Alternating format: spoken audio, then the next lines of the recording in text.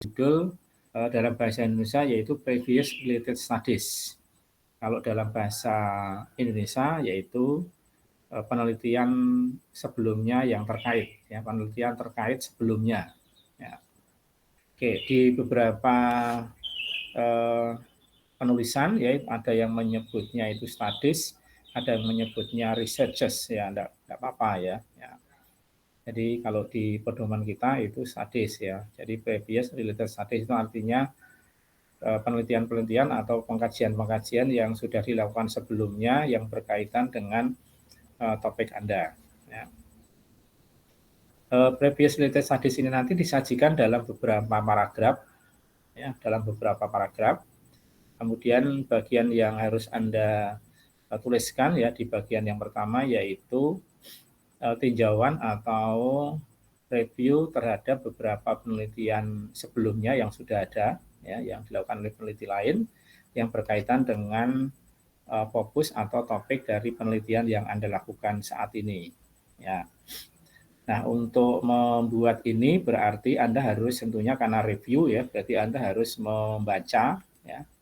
Tentunya mencari dulu ya, mencari ya di beberapa sumber ya, baik itu di perpustakaan maupun di perpustakaan online ya, penelitian-penelitian yang berkaitan dengan penelitian Anda. Ya, kemarin Anda sudah saya beri contoh misalnya ya mencari referensi ya atau teori-teori ya penelitian-penelitian yang berkaitan dengan sebuah topik ya, misalnya dengan menggunakan apa kemarin itu knowledge ya, map ya, knowledge map ya, knowledge map ya itu bisa Anda pakai atau aplikasi yang lain. Ya.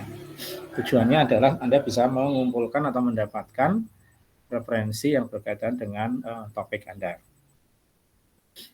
Oke, terutama adalah yang ada di jurusan kita ya maupun beberapa yang ada di luar ya.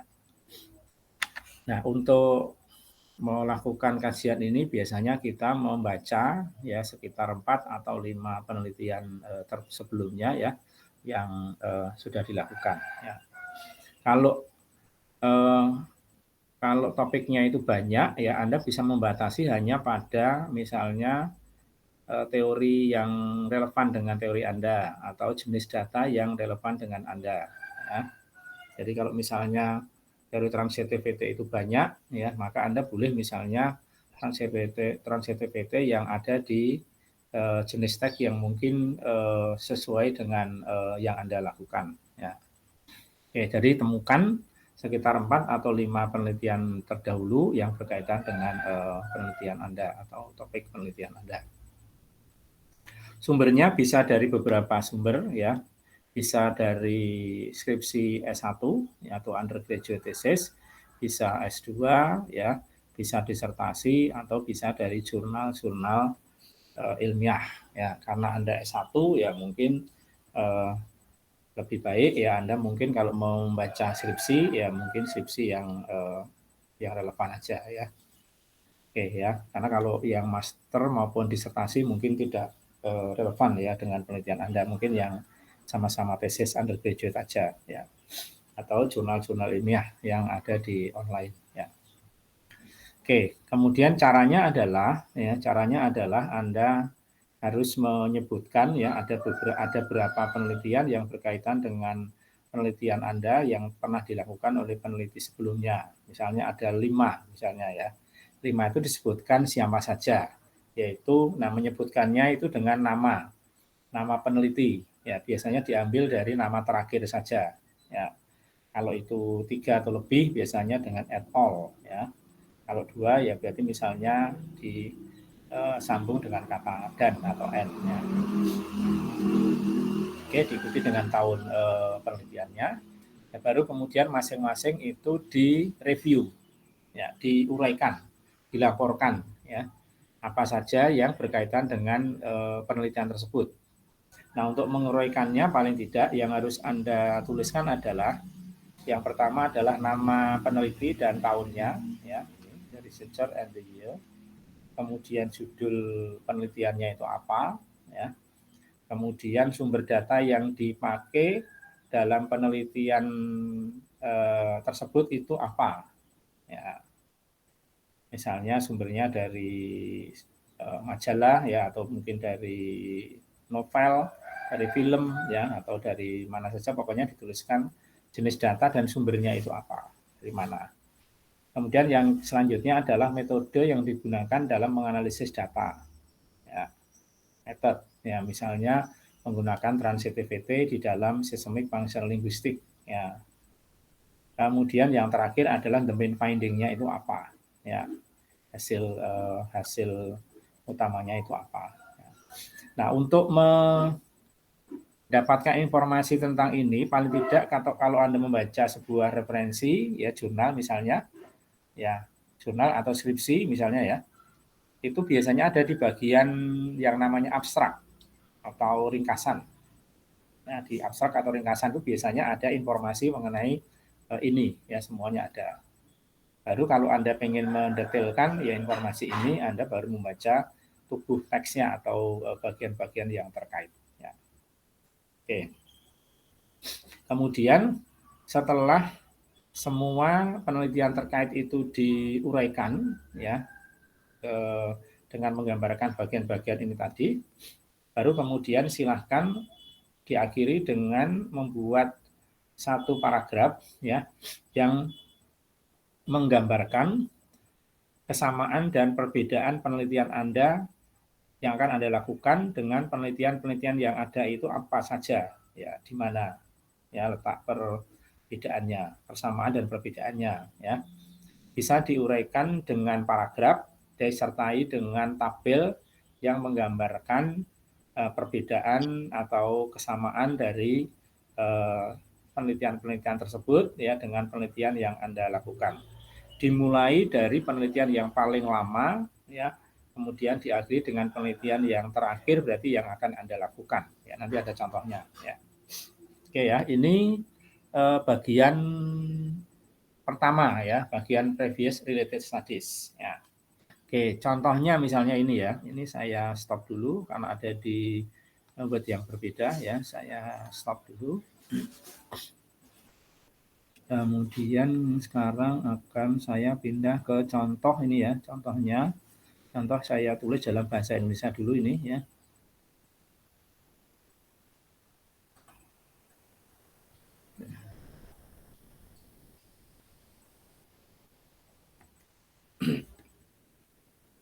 Ya ini ya. Sudah kelihatan share screen saya?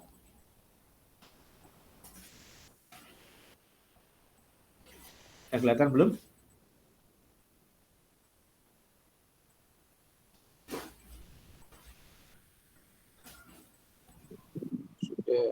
Sudah ya. Nah, sekarang coba lihat. Ini contohnya ya. Jadi dari uraian tadi itu ya.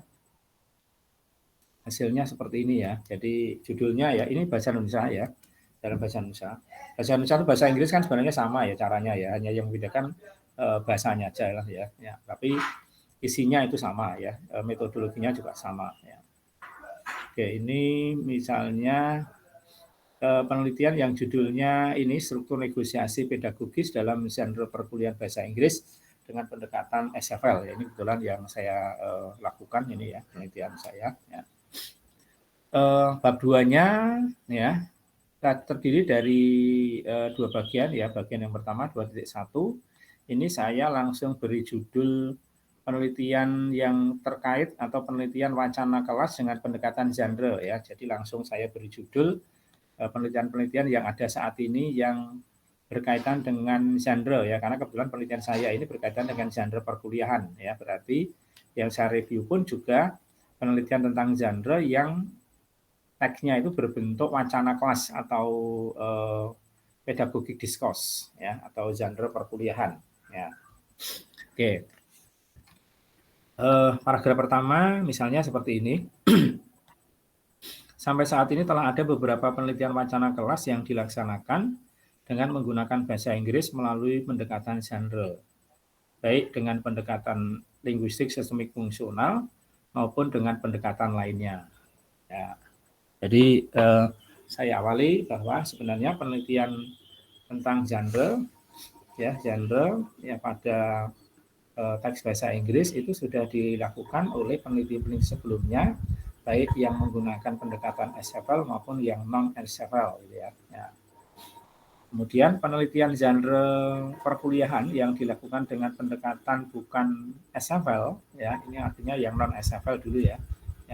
Misalnya penelitian yang dilakukan oleh Thomson pada tahun 94, Lee pada tahun 2011. Ya. Sedangkan penelitian genre kelas atau perkuliahan dengan pendekatan SFL, misalnya penelitian yang dilakukan oleh Christie pada tahun 91-95, yang 94, Love and Suherdi 96, dan Sinar 2002. Ya, jadi di awal saya mengatakan bahwa sudah ada beberapa penelitian wacana kelas yang ada di saat ini ya, baik itu menggunakan SFL maupun yang non SFL. Nah, baru kemudian saya uraikan satu persatu ya, mulai dari yang terlama ya, yang terlama yaitu yang dilakukan oleh Thomson dan Lee ya, terutama yang tidak menggunakan SFL.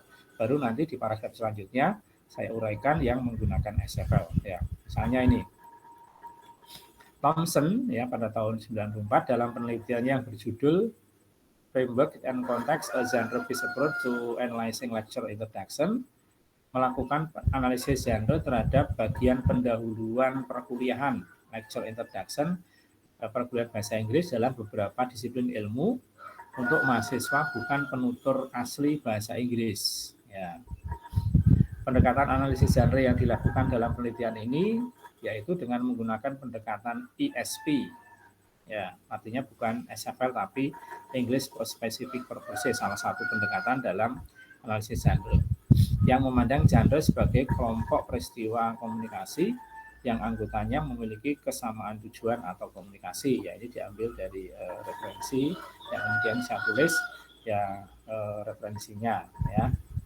Nama penulisnya siapa, tahunnya, tahun terbit, dan halaman di mana pendapat ini dinyatakan. Ya. Penelitian ini bertujuan untuk menemukan fungsi-fungsi retorika yang membentuk bagian pendahuluan perkuliahan dan tanda-tanda linguistik untuk fungsi tersebut.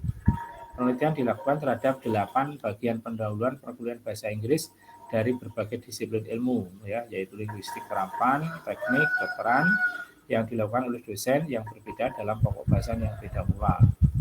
Nah, Thomson menemukan 2 fungsi retorika dalam bagian pendahuluan, di dalamnya yang masih terdapat beberapa subfungsi. Nah, ini yang dilakukan oleh Thomson ya.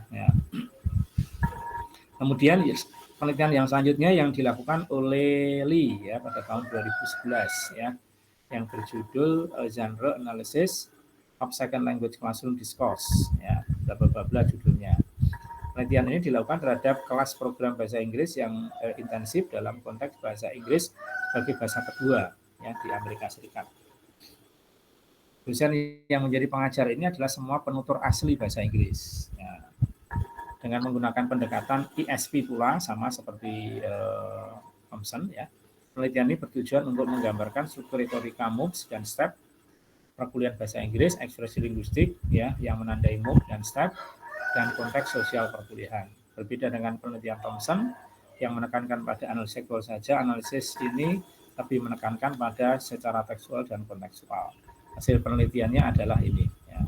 Jadi gitu ya. Jadi setiap hari disebutkan siapa penelitinya, judulnya apa, sumber datanya itu apa, metodenya apa, dan hasilnya itu apa. Nah, oke.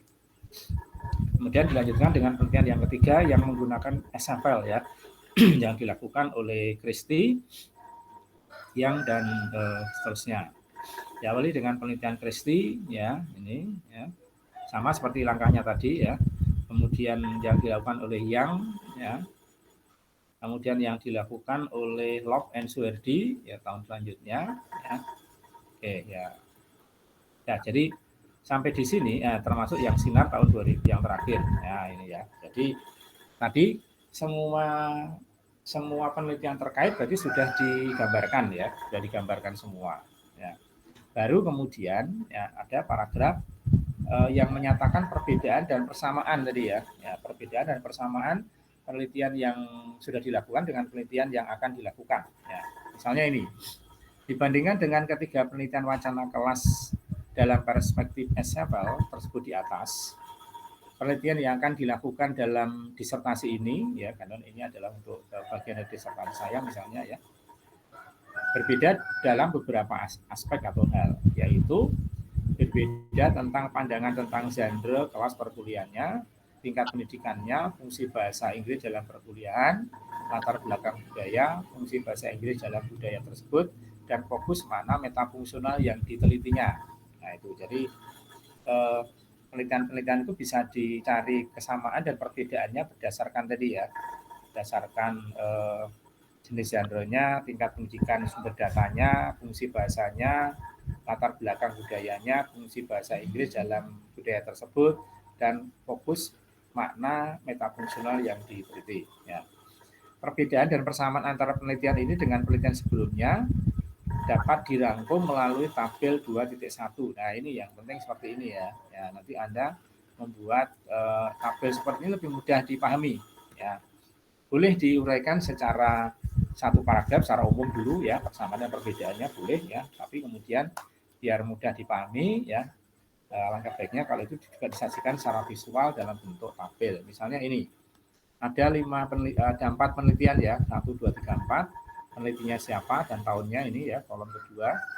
Kemudian tingkat pendidikan yang diteliti itu apa ya, ada sekolah dasar, ada perguruan tinggi, ada sekolah lanjutan ya, oke. Kemudian fungsi bahasanya beda-beda. Ya, misalnya nomor 1 itu bahasa Inggris sebagai bahasa pertama dan kedua. Yang kedua itu bahasa kedua, second language. Ya, yang nomor 3 itu second language pula.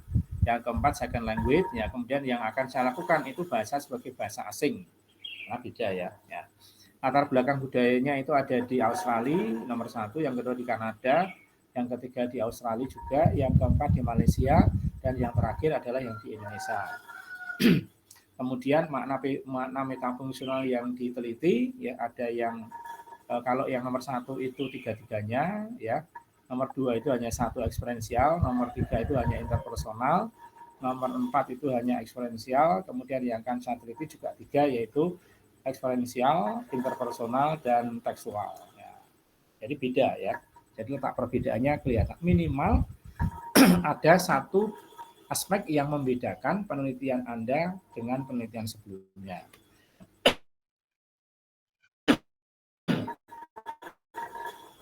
Kalau S1 itu beda data sudah boleh ya. Ya, misalnya CTPT yang semula itu ada di film diganti dengan film B, ya itu juga boleh ya. Syukur kalau bisa membedakan jenis genre-nya. Yang semula itu film misalnya diganti dengan cerita pendek tulis misalnya ya, atau yang semula itu cerita pendek ya diganti dengan editorial misalnya ya, atau dari iklan dan sebagainya ya. Pokoknya diusahakan itu ada salah satu aspek yang membedakan penelitian yang akan Anda lakukan dengan penelitian yang pernah dilakukan sebelumnya.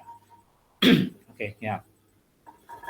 Ini ya contoh yang menguraikan bab 2.1 ya. Oke. Apakah bisa dipahami contoh ini? Punya gambaran ya tentang menulis bab 2.1-nya ya. Bagaimana menurut Anda? Lintang Ayu, halo? Ya Pak. Gimana? Bisa dipahami Pak. Sudah bisa dibayangkan ya? Ya. Sudah punya bayangan sumber rujukan yang akan dibaca? Kemarin udah sempat mencari-cari Pak. Udah saya simpan di notes gitu. Ya, oke. Dari mana dari sumbernya? Sebentar Pak, saya cek dulu ya. Maksudnya bentuknya apa? Ada yang dari jurnal? Oh, bentuknya dari jurnal dan buku. Seingat saya. Jurnal dan buku. Ya, oke. Buku. Buku karena atau saya, kalau buku nanti kalau maksudnya buku teori? Iya. Ya, kalau buku teori nanti dipakai di bagian keduanya ya. Oh, kalau yang bagian pertama ini mesti karena itu penelitian berarti mesti jurnal atau skripsi ya, misalnya Anda ke perpus ya.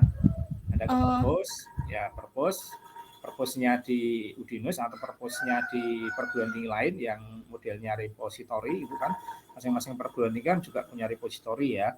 Nah, Anda cari ya skripsi yang sebidang dengan Anda, yang bahasa Inggris, yang linguistik misalnya, yang topiknya itu relevan dengan topik Anda. Nah, itu kemudian dieksplor ya, dieksplorasi, dibaca lebih lanjut ya. Jadi kalau bisa mulai sekarang Anda sudah mulai mencatat itu minimal judul, kemudian penulisnya, dan itu ada di mana gitu ya.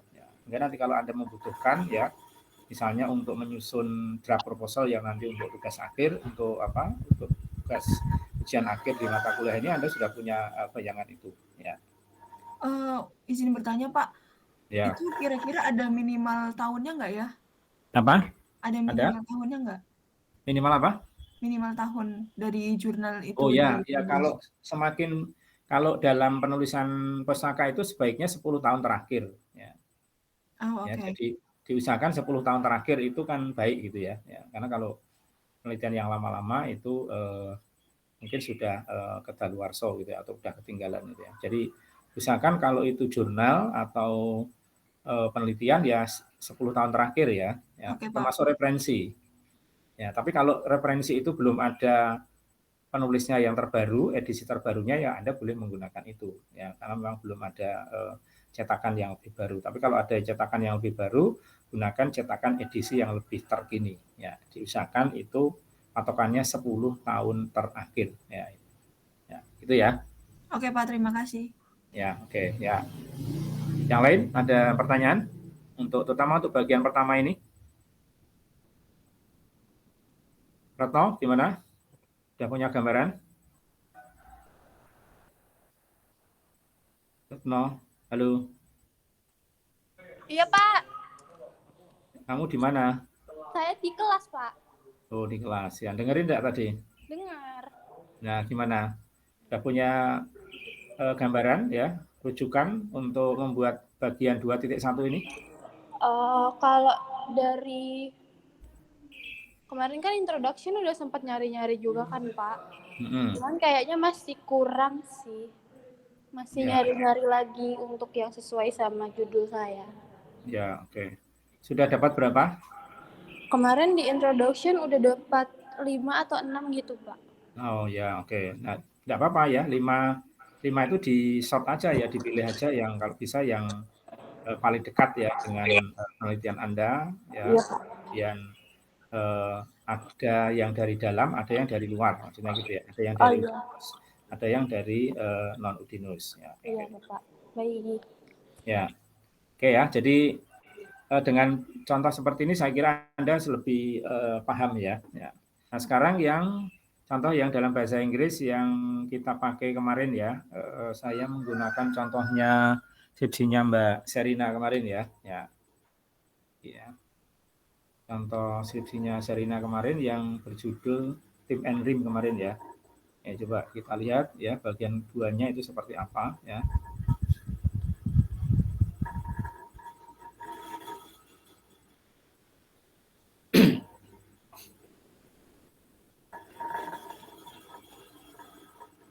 Oke, kelihatan versinya? Terlihat, Pak. Lihat ya. Nah, ini contoh yang ini skripsi ini ya. Ya, skripsi ya, topiknya tentang SFL ya. Dan judulnya kemarin yaitu tentang Tim and Rim ya. Tim and Rim kemarin yang saya tunjukkan di pertemuan kemarin itu ya. Oke, ini ya bagian pertamanya yaitu previous related studies ya tadi ya. Oke, jadi boleh diberi judul seperti ini ya. Boleh diberi judul langsung misalnya ya previous related studies on Tim and Rim analysis. Nah, itu boleh seperti itu ya. Boleh saja ya seperti itu ya. Tapi intinya yang penting adalah menggambarkan penelitian sebelumnya. Oke, ya kalian membuka dia seperti ini. Several studies relevant to the analysis of Tim and Rim have been conducted. Nah, these studies include, nah ini ya, jadi sudah ada beberapa penelitian yang relevan ya dengan penelitian tentang Tim and Rim yang dilakukan ya, misalnya penelitian yang dilakukan oleh Dewi ya pada tahun 2017, Nisar dan kawan-kawan 2020 ya, Dasela 2021 dan Waloyo et al 2023. Jadi dia ngambil 4 ini ya, 1 2 3 4. Nah, oke ya, ada 4 ini ya. 4 ini kemudian diuraikan satu-satu tadi ya. Penelitian dilakukan oleh Dewi ya, Dewi 2017 studied Tim and Rim in Mandailing Song Text by Odang and Mas Dhani ya. Ini adalah dalam bahasa Mandailing ya, Bapak ini ya. To investigate the types of Tim and Rim in Mandailing Song Text ya, by Odang and Mas Dhani. It was found that the song contain 70 clauses in total, which is 60% of unmarked topical theme, 8.5% of marked topical theme, 22%-nya itu textual theme, dan 8,5%-nya adalah interpersonal theme. The research used descriptive qualitative method. The data analysis showed that the most clauses belong to topical theme, then textual and interpersonal theme. The observation suggested that the Mandailing song lyric predominantly employ subject as the thematic element. Ini hasilnya ya, hasil dari penelitiannya itu seperti apa itu diringkas. Oke. Kemudian yang kedua adalah penelitian yang dilakukan oleh Dasela tahun 2021 yang berjudul The Analysis of Theme and Rhyme in Short Story of Sleeping Beauty with a Systemic Functional Approach. The study focused on categorizing the different types of theme and elucidating the text development. The study used a qualitative method. The data were derived from Charles Perrault's short story. The study dan seterusnya ya, ada findingnya. Kemudian yang selanjutnya adalah yang dilakukan oleh Waloyo dan teman-teman yang berjudul Theme and Rhyme in Viral Dialogue of Series Queen Charlotte ya, a Bridgestone Story ya, dalam kajian discourse analysis. Nah, oke. Nah, kemudian dijelaskan letak perbedaannya atau kebaruan penelitian Anda terhadap penelitian yang sudah ada itu apa ya. The novelty of this study lies in its exploration on the mode of discourse within speech ya, setting it from previous research.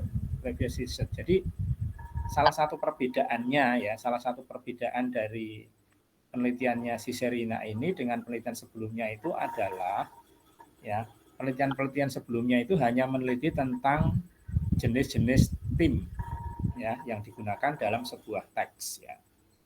Namun di penelitiannya Sherina ini dia tidak hanya meneliti tentang jenis-jenis theme tapi juga ingin menggambarkan mode of the discourse. Ya ini ya. Jadi letak perbedaannya nanti ada tambahan baru yaitu mode of the discourse. Ya, karena yang lainnya tidak sampai ke situ, dia hanya analisis tentang leksikogramatika saja tapi tidak menggambarkan unsur variabel registernya. Ya itu ya. Kemudian while earlier studies focus primarily on theme types, this study takes a deeper dive by examining the broader context of discourse in speech. Ya. By building upon previous studies, the researcher emphasizes the need for further research, particularly in the area of theme and rhyme analysis. Ya, jadi menurut Sherina ini penelitian theme and rhyme itu tidak sekedar menemukan jenis-jenis tema ya, tapi juga harus dikerucutkan. Apabila tema-temanya seperti itu, maka sebenarnya teks itu variabel atau textual meaning-nya seperti apa gitu ya. Sebagai realisasi textual meaning-nya itu seperti apa gitu ya. Nah, dia ingin menggambarkan seperti itu. Nah, kemudian ringkas dalam tabel yang diberi judul research gap ya, atau perbedaan penelitian ya. Jadi dalam penelitiannya yang pertama itu judulnya ini datanya song, fokusnya hanya theme and rhyme ya. Kemudian yang kedua itu juga theme and rhyme ya, tagnya itu campaign ya. Kemudian yang ketiga adalah Dasela itu short story ya. Kemudian yang akan dilakukan oleh yang Waloyo itu dialog ya, theme and rhyme juga. Kemudian Sherina itu pidato ya. Jadi dari tagnya udah beda ya. Ya, yang semula song, kemudian poster ya, kemudian cerita pendek, kemudian dialog. Nah, ini dia ingin menggambarkan yang bentuknya pidato atau speech ya. Ya, kemudian analisisnya juga beda, tidak hanya theme and rhyme tapi juga mode of the discourse. Nah, ini ya. Jadi letak perbedaannya ada di sini ya. Nah, ini ya.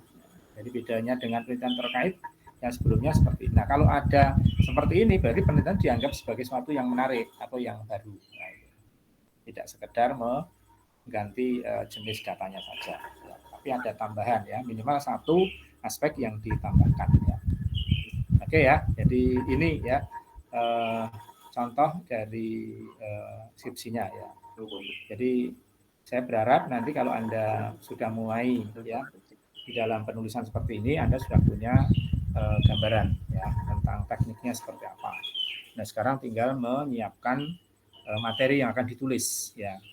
Apa yang akan dibaca ya, karena bab 2 ini adalah Anda harus menulis sendiri ya, berarti Anda harus membaca dan menampilkan hasil bacaan Anda itu dalam sebuah teks ya. Oke ya.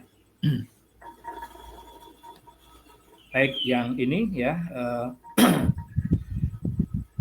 sekarang kita ke bagian kedua sekarang ya. Nah, sekarang bagian keduanya ya. Bagian kedua yaitu bagian tinjauan pustaka atau teori yang terkait, teori yang terkait. Ya. Saya kembali ke yang pertama tadi ya.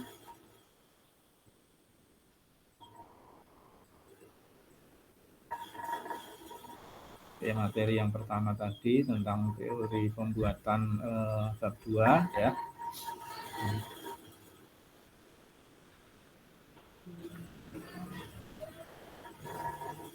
Nah, oke ya. Ini. Ya, kelihatan? Screen yang kedua. Selanjutnya, yang teori. Sudah, Pak. Ya. Baik, ya. Nah, sekarang kita lihat yang kedua ya. Yang kedua yaitu judulnya adalah theoretical review atau tinjauan teori. Ya, di bagian kedua ini ya kegiatan utama Anda adalah menuliskan ya teori-teori yang dijadikan dasar ya untuk melakukan analisis penelitian Anda nanti sesuai dengan pokok materi atau topik yang menjadi fokus penelitian Anda. Nah, berarti kalau tadi ya, kalau yang bagian pertama tadi sumbernya itu dari kebanyakan itu dari skripsi ya, laporan penelitian, jurnal dan sebagainya ya. Kalau bagian kedua ini nanti sumbernya itu paling banyak adalah buku ya, buku ya. Buku yang berisi tentang teori itu ya, atau mungkin jurnal ya, artikel jurnal juga bisa. Artikel jurnal tapi yang dikutip adalah teorinya. Ya. Dari jurnal artikel yang diambil adalah teorinya, karena biasanya di bagian jurnal itu juga ada tinjauan teorinya. Tapi sebenarnya jurnal itu juga ambilnya dari buku, misalnya kayak SFL ya, berarti yang Anda baca ya buku-buku yang berkaitan dengan SFL, misalnya bukunya Halliday, Matheson, ya, Jared and Wicknow, ya, David Budd, ya, Susana Egin dan seterusnya itu ya. Ya. Kalau Anda topiknya tentang pragmatik ya berarti buku-buku tentang pragmatik ya, misalnya Brown and Levinson ya, John Searle ya, kemudian bukunya yang lain ya, pokoknya yang berkaitan dengan pragmatik tapi yang isinya adalah theoretical textbook gitu ya. Ya. Oke ya, nah bagian ini ya berarti yang harus Anda ingat nanti adalah cara mengutip. Ya, nah, nanti di bagian 2 ini kan Anda akan mengutip ya, akan mengutip dari sebuah rujukan, berarti yang harus Anda perhatikan adalah pedoman mengutip atau pedoman membuat citasi yang kemarin materinya sudah saya share kepada Anda ya di dua pertemuan sebelumnya. Saya sudah men-share satu PDF yang berisi tentang model pengutipan ya yang jenisnya adalah APA ya, APA itu ya. Ya. Baik itu untuk buku maupun untuk referensi yang lain, misalnya jurnal, website ya dan lain sebagainya. Ya sudah ada caranya dan ada contohnya ya. Saya berharap Anda bisa membaca dan mengikuti itu nanti. Ya. Nanti akan saya beri contoh pula ya. Ya, oke ya. Nah, kita sekarang ke contoh ya. Contoh yang bahasa Indonesia tadi dulu ya. Ya. Oke, saya scroll dulu ya. Contoh yang bagian kedua ya. Jadi kita langsung ke teori ya. Teori yang berkaitan dengan teori yang kita nanti akan gunakan. Ya.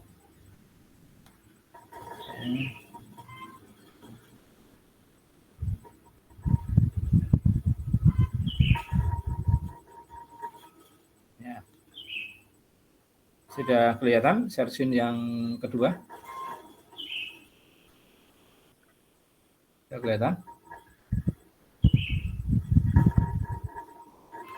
Sudah ya? Sudah ya? Nah, oke. Nah, ini ya. Jadi bagian kedua ini adalah bagian dasar teorinya ya, atau landasan teorinya ya, atau langsung saya beri judul misalnya teori genre dalam aliran linguistik sistemik fungsional ya, karena penelitian ini itu dasarnya itu adalah genre dalam SFL, maka langsung saya fokus ke situ ya. Oke. Misalnya teori genre dalam aliran SFL sering dikenal dengan sebutan teori genre Australia atau Sydney School, karena teori ini dimulai diperkenalkan dari Universitas Sydney ya, dan berkembang besar di Australia ya, jadi pendekatan ya. Nah, dari sini Anda sudah boleh mulai mengutip ya, misalnya ini ya. Jadi ya LSF atau SFL memandang bahasa sebagai semiotika sosial ya, menurut Halliday dan Matheson, Halliday dan Hasan ya, pada tahun 1989 halaman 3 ya, dan merupakan suatu fenomena sosial tentang penyampaian makna melalui pilihan bahasa dari sistem bahasa dalam konteks tertentu ya, menurut Egin dan seterusnya. Nah ini ya. Nah dalam mengutip ini sebisa mungkin Anda tidak terlalu banyak menyamakan ya kata-katanya itu dengan sumbernya ya, biar nanti tidak kebanyakan klaim similarity indeksnya ya, persentase similarity kesamaannya ketika dicek di Turnitin ya. Jadi biar kalau bisa tidak lebih dari 20% ya. Jadi maksimalnya itu hanya 20% kesamaannya itu. Oke, nah baru kemudian merujuk ke semakin ke bawah itu semakin spesifik teorinya ya. Misalnya ini tentang genre dalam SFL ya. Kemudian bagian kedua itu tentang gini.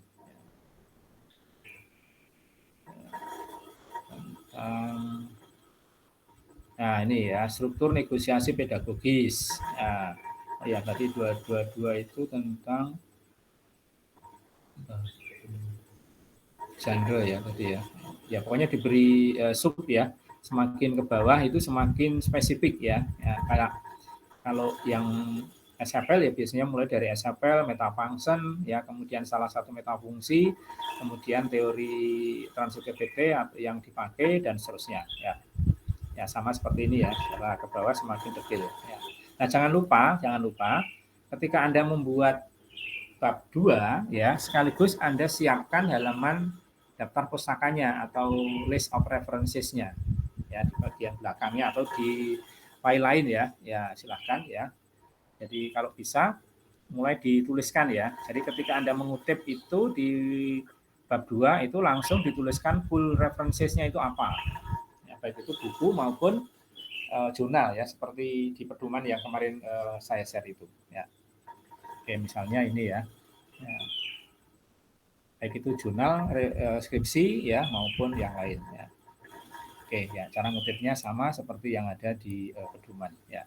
Oke ya, ini contoh bahasa Indonesianya seperti ini ya. Oke ya, jadi Anda ngutip teori, nah teorinya diambil dari buku ya, buku yang kita siapkan ya, yang kita baca ya, buku referensi yang berkaitan dengan teori yang kita pilih ya. Oke, kemudian kita ke contoh yang dalam bahasa Inggris. Yang dalam bahasa Inggris ini yang tadi miliknya Mbak Serina tadi ya. Oke. Ya. Saya share screen.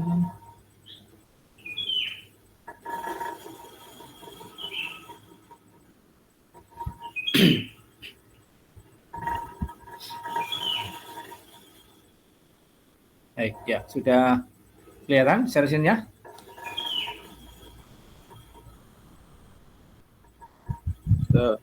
Sudah ya? Sudah, tadi ya. Nah, oke. Jadi judulnya adalah theoretical review ya. Kemudian diberi pengantar ya. Nah, baru kemudian ke bawah itu adalah teori-teori yang berkaitan dengan SFL, khususnya rim and rim. Ya, berarti nanti semakin ke bawah semakin mengerucut, ya, semakin spesifik. Ya, mulai dari kajian linguistik SFL, ya kita lihat judulnya aja ya ini ya. Ini kan SFL dulu, cerita SFL itu apa ya. Kemudian 2.2.1 itu SFL ya, ceritanya ya ambil dari referensi ini ya. Ya, tentang SFL itu ya. Dari Halliday ya, kemudian dari bukunya Halliday and Matheson ya. Kemudian dari bukunya siapa ini, Linda Jarrett ya, Jarrett and Wicknell ya ini ya. Ya, ini referensi-referensi semua ini yang kita ambil ya, saya beri warna kuning ya. Ini ya misalnya ya. Nah, ini referensinya ya. Kemudian juga ini ya, Jarrett and Wicknell ya. Ya, perhatikan cara nulisnya ya. Ya, jadi referensi itu bisa dijadikan sebagai subjek dalam kalimat ya, bisa pula dijadikan sebagai informasi referensi dalam tanda kurung seperti ini ya. Nah ini ya, seperti yang pertama ini kan ya, Halliday and Matheson dalam tanda kurung ya. Ini berarti dia itu di luar kalimat ya, tapi dia sebagai informasi referensinya. Nah kalimatnya adalah teori yang dikutip ya, misalnya SFL theory adopts ecological perspective viewing language within a context of meaning and interpreting based on its semiotic habitat. Nah kemudian diberi sumbernya dari Halliday dan Matheson tahun 2014 halaman 32 titik ya. Jadi ditulis dulu baru titik ya. Ya jangan titik kemudian diberi tanda kurung ya. Jadi diberi referensinya dulu baru kemudian diberi titik. Ya. Perhatikan antara menggunakan dan n ya. Ya. Dan itu kalau di dalam tanda kurung ya. N itu kalau itu nanti sebagai kalimat. Ya, seperti ini misalnya ya.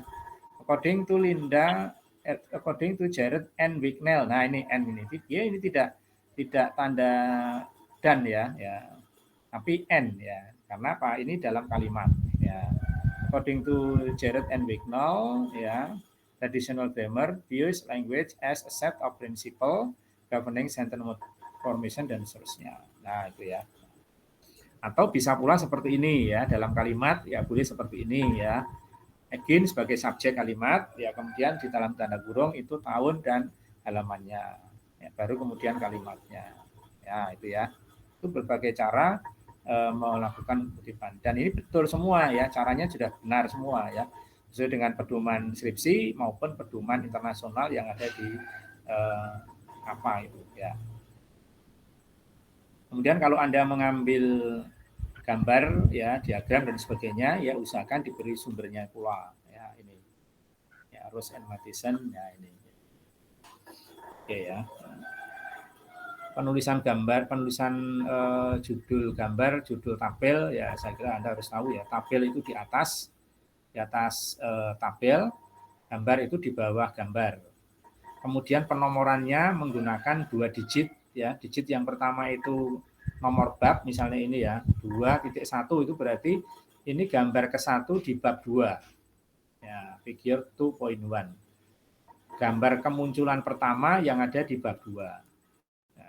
Kemudian kalau ada tabel nanti juga demikian ya, kalau ada tabel 2.1 berarti tabel pertama di chapter kedua ya. Oke ya, jadi ini kutipan-kutipan yang dia ambil ya dari referensi ya, ini ya. Dapatnya seperti ini dari mana? Ya harus membaca. Ya. Semuanya sudah ada ini ya. Nah, semuanya sudah ada di koleksi pustaka yang saya share ya, berkaitan dengan SFL ya. Oke ya. Kemudian ada pula yang ngutip dari ini ya, tulisan saya misalnya ya. Oke ya. Kemudian ada pula dari ini ya, Halliday and Matheson. Jadi isinya itu kutipan semua ya. Karena pustaka kan. Pustaka itu kan mesti ada yang membuat teorinya. Ya. Nah, baru ke metafunction. Nah, baru ke metafunction. Metafunction itu ada 3, yaitu editional, ya, interpersonal dan textual. Nah, kemudian diuraikan satu-satu dulu boleh. Ya. Editional meaning itu apa? interpersonal metafunction apa, textual metafunction apa. Nah, baru karena theme and rhyme itu bagian dari textual metafunction, maka nanti detailnya di sini. Ya, oke ya. Ya, yang mengatakan bahwa ini ya, textual metafunction itu memandang tag ya itu sebagai atau memiliki struktur clause itu dipandang memiliki struktur tema dan rema serta menggunakan cohesive devices ya. Kemudian theme itu dibagi menjadi 3 yaitu editional, interpersonal dan textual ya menurut Linda Jarrett and Wigner. Nah, baru kemudian nanti Anda bicara tentang theme and rhyme. Nah, ini ya.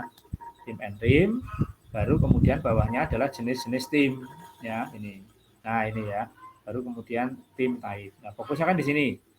Nah, baru kemudian dijelaskan satu-satu yang topical apa ya kan? Ya. Teorinya dari mana dan diberi contoh. Contohnya ngambil dari buku ya. Oke, ya topical theme ya, kemudian topical ada mark dan unmark ya.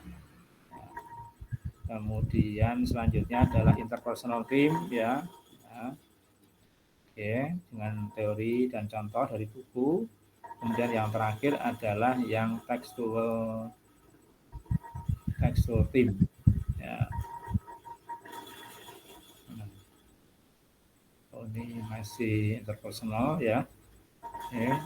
Semua jenisnya diuraikan ya sesuai dengan yang ada di teori ya. Dan kesempatan Anda membuat halaman banyak di sini ya. Karena halaman skripsi besok itu harus minimal 60 ya. Maka Anda bisa memperbanyak halamannya itu misalnya melalui bab 2 ini ya. Ya, oke ya. Nah, baru kemudian terakhir adalah textual theme yang terakhir tadi ya. Theme ya, semua diuraikan ya.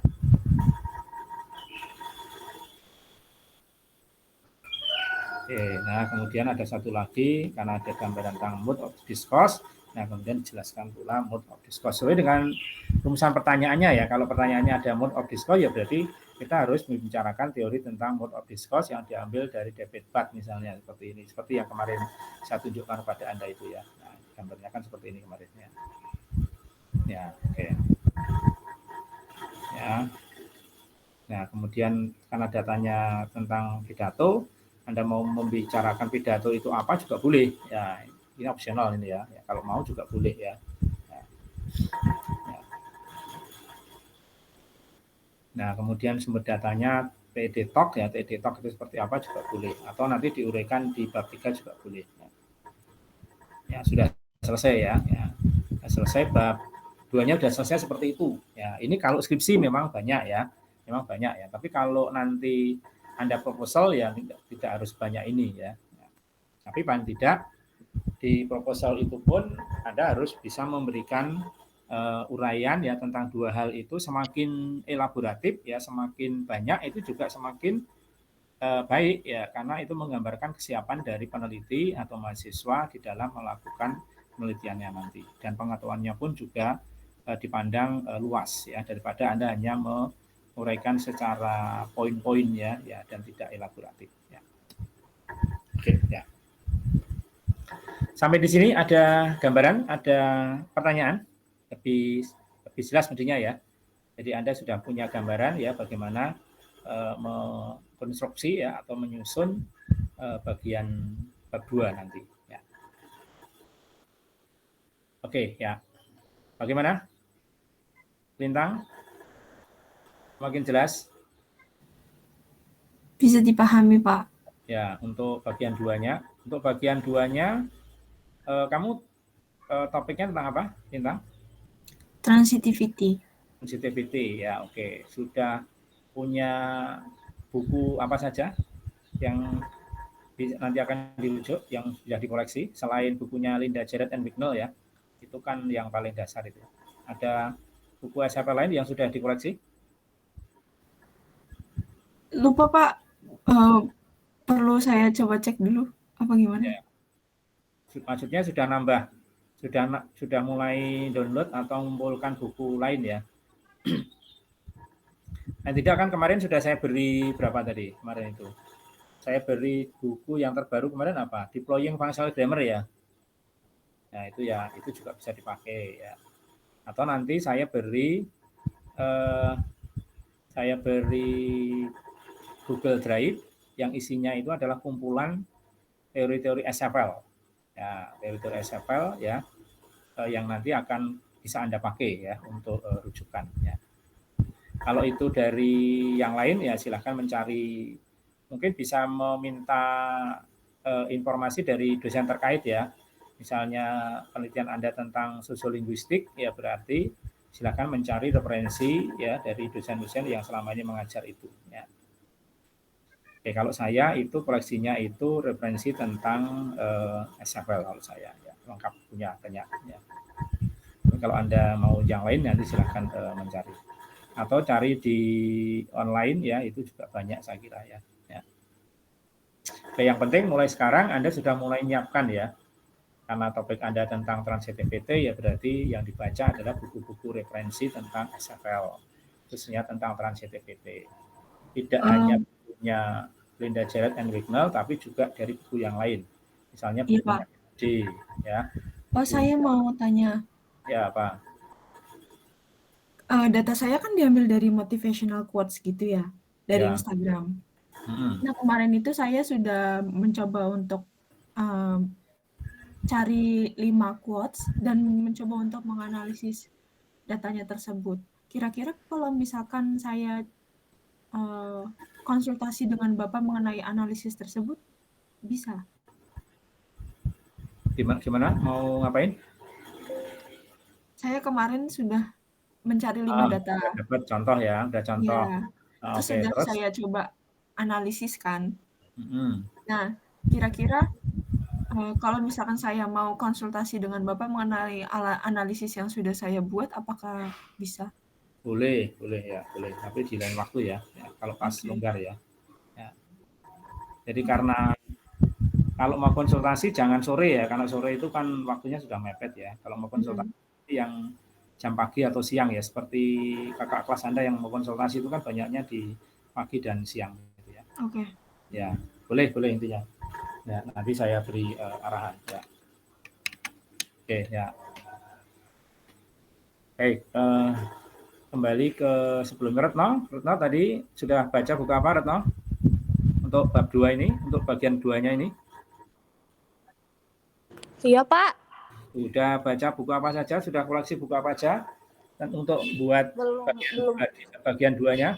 Belum ada baca buku, Pak. Oh, belum. Berarti baru punya buku yang kita pakai untuk kuliah itu aja? Iya. Nah, berarti harus nambah ya. Ya, siap, Bapak. Buku yang kemarin saya share itu sudah di-download belum? Udah, Pak. Nah, sudah disimpan di mana? Simpan di file, Pak. Di HP. Ya, paling tidak Anda tahu foldernya di mana ya. Siap, Pak. Ya, kalau ada waktu nanti dibaca ya. Topikmu tentang apa? Mood, Pak.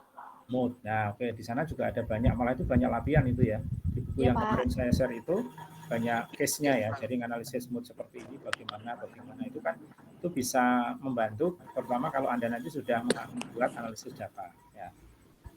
Oke ya. Iya, makasih Pak. Ya. Joseph, halo. Ya, Pak. Ya, sudah koleksi textbook apa saja selain buku kita? Masih belum mencari Pak, tapi baru mendapatkan itu Pak, artikel-artikel yang dari jurnal. Iya Pak. Dari jurnal ya. Yang untuk bagian 2 nanti kan harus referensi dari buku ya. Ya, dari baru punya 1 buku. Iya Pak. Nah, oke ya. Nanti cari ya atau begini, kalau Anda itu misalnya membaca referensi, membaca jurnal, kan di jurnal itu kan juga ada referensinya kan, ada referensi tentang SFL, tentang apa, nah itu Anda boleh mencari judul bukunya itu di internet ya, di internet ya. Saya kira kan banyak caranya ya, Anda kan lihai untuk membuat seperti itu ya, nyari referensi itu ya, misalnya dari Genlib ya, dari apa ya, dari mana itu ya, referensi aplikasi-aplikasi yang membantu Anda bisa mendownload bukunya ya, textbook itu ya, buku yang gratis gitu loh ya. Kalau ada itu di-download baru kemudian dibaca ya, pahami. Artinya mulai sekarang Anda harus mulai membaca teori itu ya, kalau Anda memang tertarik untuk meneliti tentang teori yang akan Anda pilih itu ya. Oke ya. Baik. Yang lain ya, kesiapannya seberapa jauh? Baita, halo Baita. Ya Pak, Baita, topiknya jadinya apa? saya transitivity Pak. Oh, transitivity ya, oke. Sudah sama seperti yang lain? Sudah dapat buku apa aja tentang SFL? Kalau buku baru yang itu Pak, yang biasa dipakai kuliah. Untuk kuliah. Dari Baru pagi. baru yang dipakai untuk kuliah ya. Iya. Ya kan sudah ada tambahan kemarin ya. Terus DPTBAT yang kemarin saya share itu juga bisa jadi ya. Buku Susana Egin yang fotokopian itu juga itu bisa ya, bisa dipakai itu ya. Oke ya, artinya mulai sekarang harus sudah fokus ke situ ya. Oke, kalau penelitian terkait mungkin sudah dapat berapa, Pak Ita? Penelitian tentang transitivity? Kemarin saya ada 5 sih Pak. Oh, ada 10 ya. Bagian besar dari bentuknya apa? Jurnal atau dari repositori perpustakaan universitas? Saya dapat jurnal online Pak. Oh, skripsi online ya, boleh, enggak apa-apa. Ya, kalau skripsi berarti kan repositori itu namanya ya. Jadi koleksi skripsi yang ada di kampus itu ya. Tapi jurnal juga harus mencari ya. Karena skripsi itu kadang juga sudah dipublikasikan ya di jurnal tertentu ya. Oke, artinya mulai ditambah gitu ya. Baik ya, oke ya. Satu lagi Sania, halo. Ya Pak, Sania, topiknya apa? mood Pak. Mood, oke. Berarti sama Eno ya. Ya, iya Pak. Dapat penelitian terkait berapa? Kalau penelitian terkait baru dapat 3 sih Pak. Oh, 3, oke. Ya, 3 itu skripsi semuanya atau Jurnal, gimana? jurnal semua. Jurnal semua, oke. Skripsi belum ya? Belum. Ya, cari di perpus ya, perpus Studius minimal ya. Nanti ke perpus ya, di sana ada katalognya ya. Cari ya judul-judulnya, letaknya petugasnya. Ini kalau skripsi yang judulnya ini tuh kira-kira letaknya di mana lah, Anda boleh membaca. Ya, paling tidak membaca abstraknya dulu ya. Ya, di bagian abstrak itu kan Anda sudah dapat info semua tadi ya, yang dipakai untuk bagian pertama dari bab 2 itu. Ya. Baik Pak. Oke ya, jadi itu ya. Saya berharap langkah Anda untuk menulis bab 2 itu sekarang sudah mulai terang ya. Sudah mulai terang benderang ya, caranya seperti apa ya. Tinggal Anda meluangkan waktu, tenaga dan pikiran ya untuk menuju ke sana. Ya. Dan jadi gini ya. Kesiapan mahasiswa linguistik ya dibandingkan dengan yang lain ya, terutama ketika menyusun skripsi ya, apalagi nanti kalau sudah masuk ke bab 3 ya, itu jauh lebih well prepared ya selama ini ya. Jadi lebih siap ya. Kemudian hasil tulisannya pun juga lebih terstruktur ya, lebih terstruktur dan lebih metodologis, artinya kerangka-kerangka metode penelitiannya itu sudah mulai jelas gitu ya. Dibandingkan dengan mahasiswa yang lain ya. Saya membimbing beberapa mahasiswa ini, ada yang dari linguistik, ada yang dari penerjemahan itu ya. Jadi kalau yang penerjemahan itu kemampuan metodologi penelitiannya tidak sedetail ya, tidak sebagus dari mahasiswa yang linguistik ya. Karena kalau di linguistik ya itu kan lebih jelas ya contoh-contohnya ya, dan penguraiannya ya. Oke ya. itu apakah ada yang mau ditanyakan mengenai materi ini, yaitu tentang bagian bab 2, chapter 2? Ada pertanyaan? Belum kita tutup, silakan. Tidak ada. Oke, kalau tidak ada berarti Anda sekarang sudah mulai menulis. Ya, jadi kalau kemarin bab 1 itu sudah diberi contoh, sekarang Anda harus sudah mulai menyiapkan bab 1. Ya. Nah, kemudian ini pembahasan bab 2, berarti Anda mulai sekarang juga sudah mulai meluangkan untuk mencicil menulis bab 2. Ya, sehingga nanti ketika di akhir pertemuan, ya terutama di ujian akhir semester, Anda tinggal menggabungkan. Menggabungkan ya, tidak dibuatnya itu besok ketika mau ujian ya, tapi sudah mulai sekarang ditulis ya. Oke, itu saja ya untuk pertemuan hari ini. Kalau tidak ada pertanyaan ya, kita akan lanjutkan untuk minggu depan. Minggu depan itu pertemuan ke berapa ya? Ada yang ingat? Minggu ke berapa kita? Ini minggu ke berapa? Ke 12 atau 13 ya? 13 kayaknya, Pak. 13 ya. 13 berarti kita masih punya 2 pertemuan lagi kalau begitu ya. Karena kan 16 itu termasuk UAS ya. Berarti masih punya 2 pertemuan lagi ya. Berarti 2 pertemuan itu, 1 pertemuan itu untuk membahas bab 3 tentang metode dan contohnya kayak seperti ini ya. Besok akan saya beri contoh. Kemudian yang terakhir itu untuk ini. Jadi saya ingin di pertemuan terakhir sebelum UAS, setiap mahasiswa itu sudah punya draft ya, atau minimal bagian-bagian inti dari bab 1, bab 2 dan bab 3 gitu ya. Jadi sudah ada isinya gitu ya. Ya, bab 1 itu sudah ada, bab 2 juga sudah ada, bab 3 sudah ada. Nah, kemudian di pertemuan terakhir itu besok akan kita lihat gitu ya, apakah apa yang Anda lakukan itu sudah memenuhi kriteria minimal dari penulisan proposal itu ya. Yang nanti setelah itu, setelah pertemuan ke-15, berarti kan minggu ke-16 kan UAS. UAS-nya itu adalah take home ya, take home. Nah, pekerjaan Anda adalah menyelesaikan atau melengkapi poin-poin bagian-bagian proposal itu agar menjadi draft proposal yang lebih lengkap. Dan itu yang akan menjadi tugas atau bahan untuk Anda mengumpulkan ujian akhir. Ya, seperti itu. Ya, jadi kita masih punya dua minggu ya, atau 2 pertemuan. Ya. Baik, itu saja ya. Kita akhiri sampai di sini ya. Sebelum kita tutup, kita screenshot dulu ya bukti kehadiran kita. Silahkan on cam ya. Ya. Oke. Kemudian salah satu silahkan ambil gambar. Lintang pakai laptop atau HP? Pakai laptop. Laptop ya, boleh di screenshot. Silahkan ya. Boleh. Yuk, yang lain silahkan di open kameranya. Ada yang belum, siapa ini? Aziza belum ya, Safitri ya. Safitri sama Aziza belum, di mana? Ya, oke.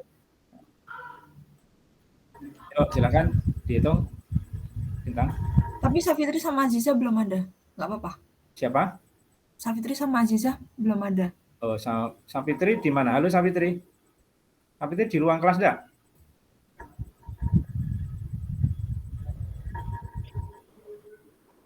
Ini semua di ruang kelas ya? Saya di rumah, Pak. Di rumah. Yang di ruang kelas siapa? Ratna di ruang kelas ya? Ya, coba Ratna dilihat. Ratna dilihat, Safitri ada enggak di situ? Enggak ada, Pak. Nggak ada, Pak. Oh, enggak ada. Mana? Aziza ada enggak? Aziza juga enggak ada? Enggak ada juga. Enggak ada, Pak. Oh, berarti pergi sama Safitri itu bareng kemana itu? Ya. Malah bolos ini mesti ya. Ya. HP-nya ditinggal di mana itu ya, Dika. Yuk, silahkan tadi yang baru keluar tadi siapa ya? Sania sudah masuk belum? Sudah, Pak. Sudah, oke. Yuk, silakan. Oke, 1, 2, 3. Oke, Sudah, yes. Pak. Ya, terima kasih Lintang. Ya, semuanya terima kasih. Selamat berlibur ya. Jangan lupa besok ya. Besok libur, sholat Idul Adha, dan jangan lupa ikut bantu potong kambing dan sapi ya. Siapa? Oke, see you everybody. Makasih, Pak. Makasih, Pak. Terima kasih, Pak. Terima kasih.